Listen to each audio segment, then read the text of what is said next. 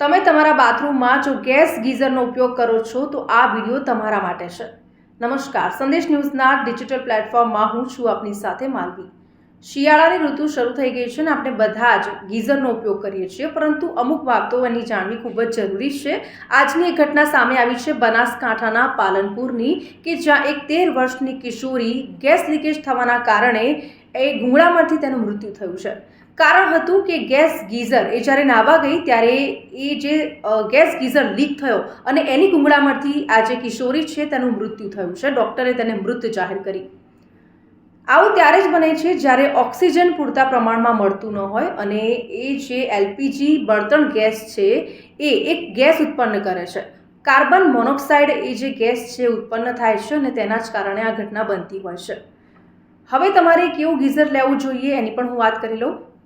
15 થી 35 લીટરનું gas geyser બાથરૂમમાં હોવું જરૂરી છે અને જો તમે બીજા કોઈ યુઝ માટે કરતા હોવ તો પછી તમારે નાનું જે લીટરનું આવે છે એ ગીઝર તમે યુઝ કરી શકો છો, પરંતુ જો બાથરૂમ માટે યુઝ કરવું હોય તો 15 થી 35 લીટરનું જે ગીઝર છે તમારા બાથરૂમમાં હોવું જોઈએ।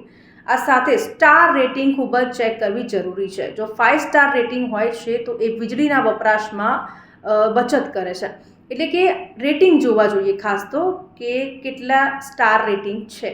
આ સાથે જ જો વાત કરીએ તો ગીઝર જ્યારે તમે પરચેસ કરો છો ત્યારે તમારે વોરંટીનું ખાસ ધ્યાન રાખવું જોઈએ, કારણ કે ઘણી વખત એવું બનતું હોય છે કે આપણે જ્યારે ગીઝર લેવા જઈએ છીએ તો આપણને ખબર નથી હોતી કે કંપની તેને રિપેર કરી આપશે કે કેમ, કે પછી એની વોરંટી કેટલી છે।